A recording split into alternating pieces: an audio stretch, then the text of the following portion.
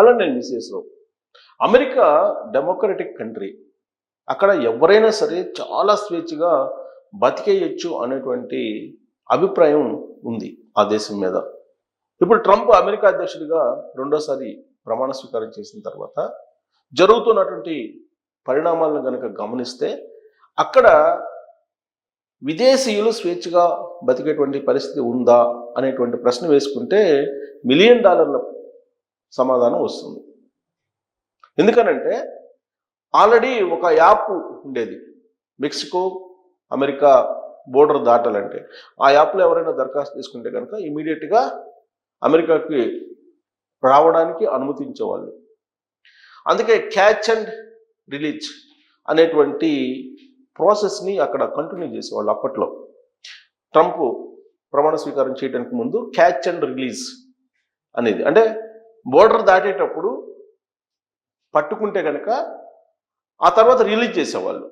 వాళ్ళని బందీలుగా పెట్టేవాళ్ళు కాదు.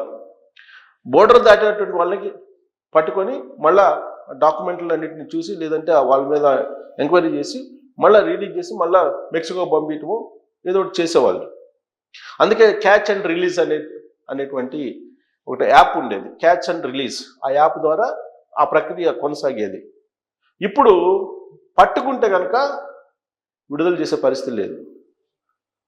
పట్టుకుంటే వెంటనే మెక్సికో పంపించేటివే, నో రిలీజ్, మెక్సికో పంపించటమే.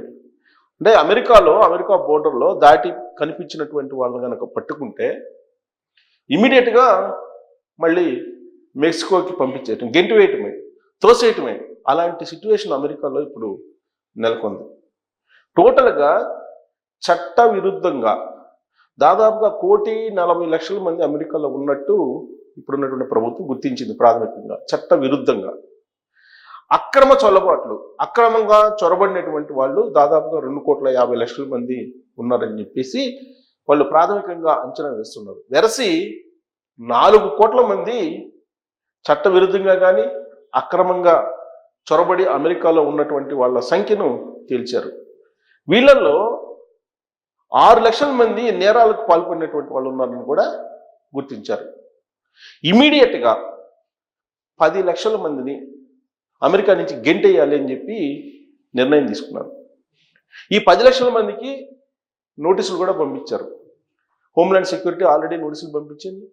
ఆ నోటీసులకి స్పందించి వాళ్ళు కనుక స్వచ్ఛందంగా తిరిగి వాళ్ళ దేశాలకి వెళ్ళిపోతే ఓకే. అలా కాకుండా ఉంటే కనుక ఖచ్చితంగా పట్టుకొని వాళ్ళని ఆయా దేశాలకి పంపించేటువంటి ప్రక్రియ స్టార్ట్ అయిపోయింది అమెరికాలో. అక్కడ నుంచి వస్తున్నటువంటి సమాచారం ప్రకారం అక్కడ ఏ క్షణంలో ఎలాంటి నిర్ణయాలు తీసుకుంటారో, ఏ విధంగా అమెరికా బోర్డర్ సెక్యూరిటీ వ్యవహరిస్తుంది, ఏ విధంగా హోమ్లాండ్ సెక్యూరిటీ వ్యవహరిస్తుంది, ఒకవేళ వీసాలు వచ్చినప్పుడు కూడా ఆ వీసాలు తీసుకొని అమెరికాలోకి ల్యాండ్ కాగానే అక్కడ ఉన్నటువంటి హోమ్లాండ్ సెక్యూరిటీ పట్టుకొని వెనక్కి పంపించడానికి అవకాశం ఉంది. ఈవెన్ జో బైడెన్ టైంలో కూడా దాదాపు 1,500 మందిని మళ్ళీ వెనక్కి పంపించడం జరిగింది.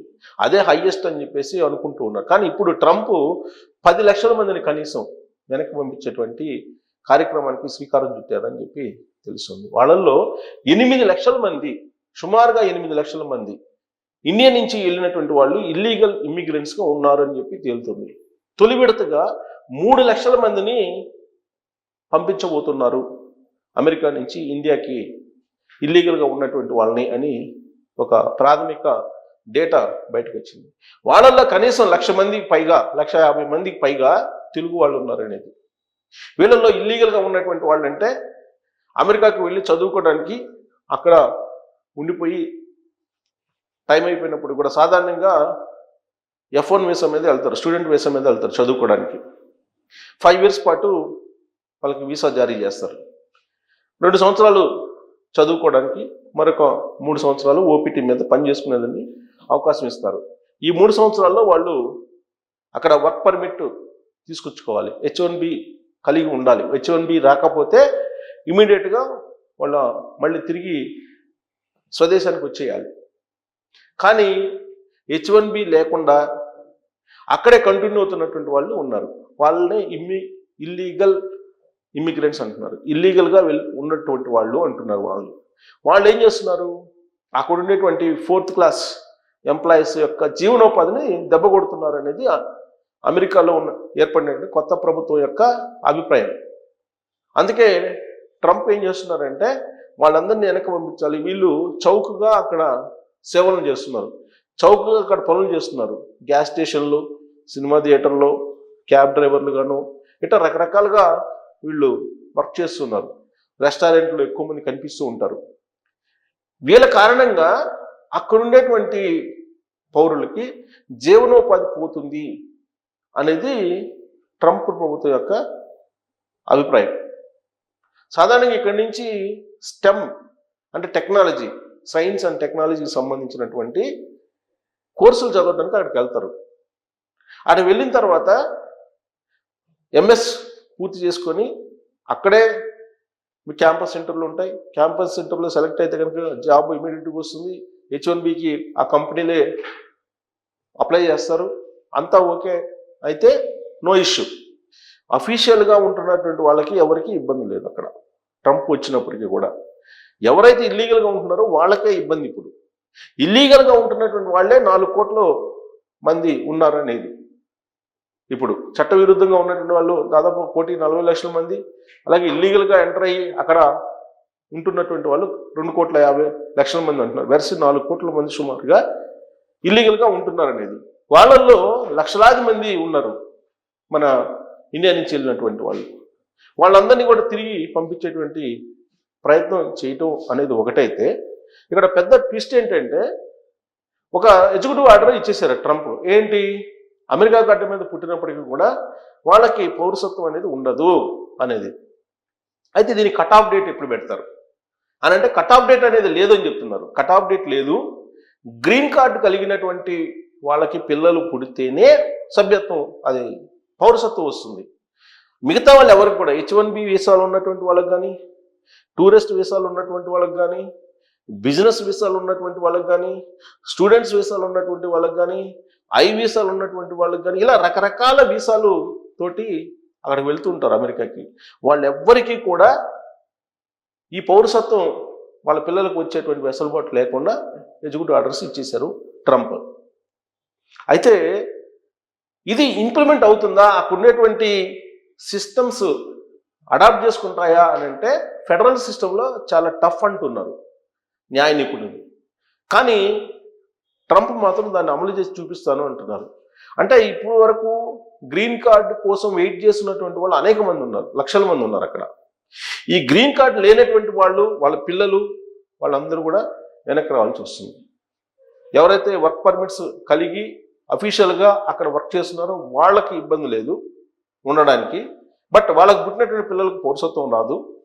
అంటే కొన్ని ఇప్పుడు దాదాపు 4 కోట్ల మంది విదేశాల నుంచి వెళ్ళినటువంటి ఇల్లీగల్ ఇమ్మిగ్రెంట్స్ ఉన్నారంటున్నారు కదా, ఈ 4 కోట్ల మందికి పుట్టినటువంటి పిల్లలు మళ్ళా ఉంటారు, వాళ్ళకి పౌరసత్వం ఉండదు. యాక్చువల్గా వాళ్ళకి పౌరసత్వం వచ్చి ఉంటుంది, ఆ పౌరసత్వాన్ని బేస్ చేసుకుని ఈ 4 కోట్ల మంది గ్రీన్ కార్డుకి అప్లై చేసుకోవడమో లేదంటే ఇతరత్ర వర్క్ పర్మిట్లు ఉన్నా లేకున్నా ఇల్లీగల్గా వర్క్ చేసుకోవడం ఏదో జరుగుతూ ఉంటుంది. ఇప్పుడు ఆయన తీసుకున్నటువంటి నిర్ణయం కారణంగా ఆయన ఎగ్జిక్యూటివ్ ఆర్డర్స్ కనుక ఇంప్లిమెంట్ అయితే చాలామంది పౌరసత్వాన్ని కోల్పోయే అవకాశం ఉంది.